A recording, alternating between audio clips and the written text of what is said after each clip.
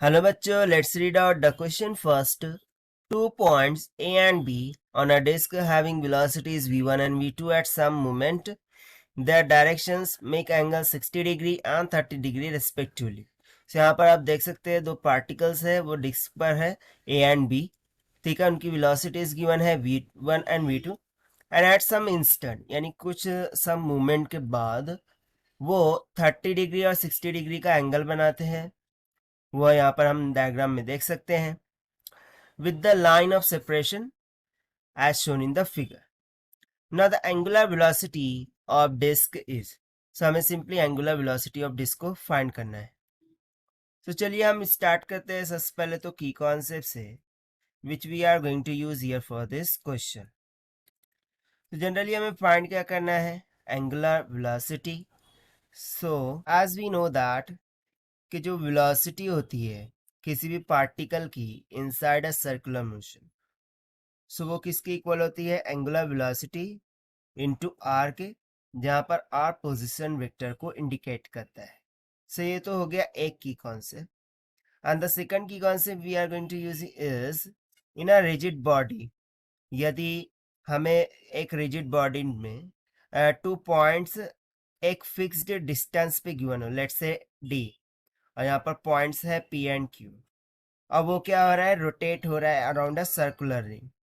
सो ये जो डिस्टेंस होगा at any kind of movement वो क्या होगा सेम ही होगा, इट वोंट डजंट चेंज.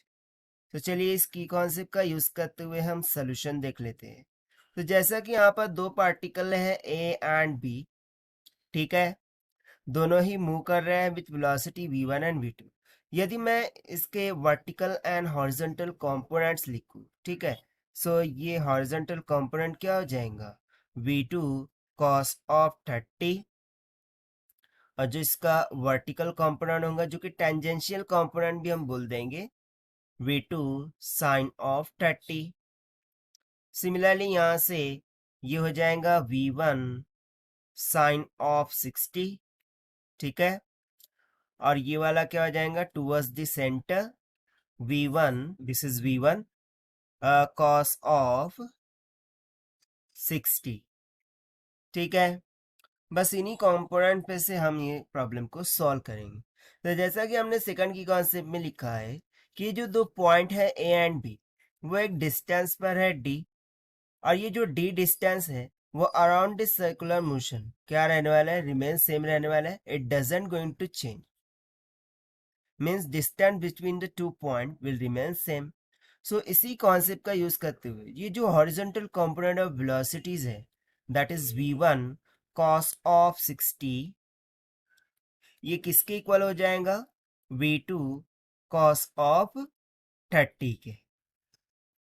से यहां से मुझे मिल जाएगा v1 cos 60 कितना होता है 1/2 is equals to v2 cos 30 कितना होता है √3/2.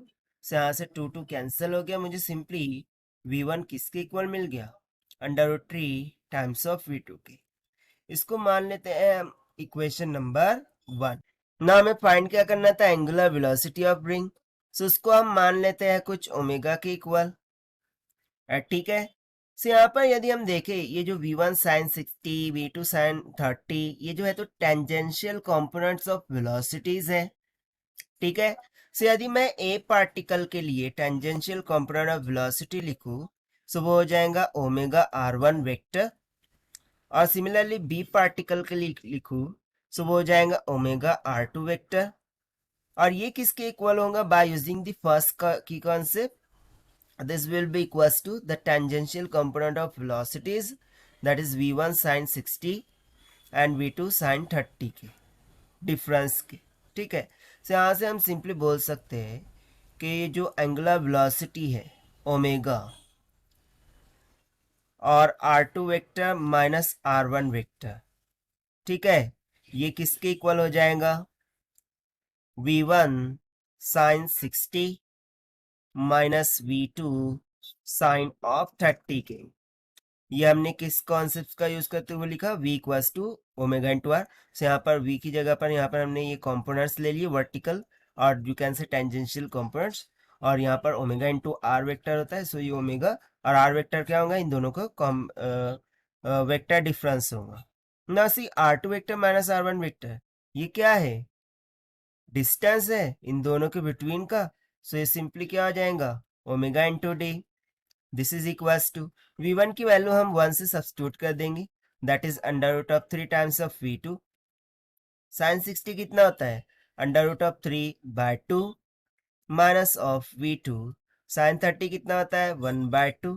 so यहाँ से देखिए under root 3 into under root 3 कितना हो जाएगा? 3। सो ये सिंपली हो जाएगा 3v2 minus v2 divided by denominator को कॉमन कर दिया 2। सो ये हो गया omega D equals to this much. So 3 में से एक गया, कितना बच जाएगा? Twice of v2 divided by 2। So 2 cancel हो गया, सिंपली आ गया v2 के इक्वल। यानी कि मुझे ओमेगा इंटू डी की वैल्यू किसके इक्वल मिली है? v2 के इक्वल। फाइंड क्या करना था? Angular velocity. so omega will be comes out equals to v2 by d, and this is nothing but what our final required answer for this question, which we have found by using the simple concept of v equals to omega into r. Now let us take the option. So option D will become correct. So this is the required solution. I hope you understood it well. Best of luck. Thank you.